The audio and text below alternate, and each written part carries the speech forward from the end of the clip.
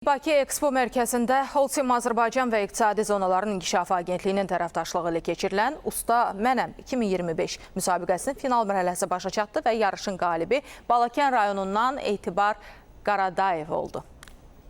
Qalib finalda göstərdiyi dəqiqlik və peşəkar fəaliyyətinə görə digər iştirakçılar arasında fərqlənərək birinci yerin sahibi oldu. May ayında start götürən müsabiqəyə ilkin mərhələdə 700-dən çox usta qatıldı. Ustalar nəzəri və praktiki tapşırıqlar əsasında bacarıqlarını nümayiş etdirdilər. Bu layihə çərçivəsində biz eyni zamanda öz yeni və innovativ məhsullarımızı təqdim etdik. Ustalarımız bu məhsulların texniki parametrləri ilə və eyni zamanda tətbiq və düzgün istifadə qaydaları ilə tanış oldular. Yalnız ən yüksək nəticə göstərən 27 nəfər finala yüksəldi. Final real iş şəraitinə uyğun tapşırıqları ilə yadda qaldı.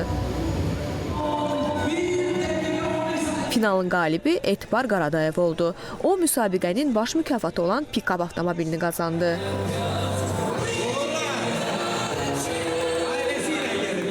Lənkərandan Cəfərov Mirələm ikinci, Qubadan Hüseynov Fikrət isə üçüncü yerə layiq görüldü.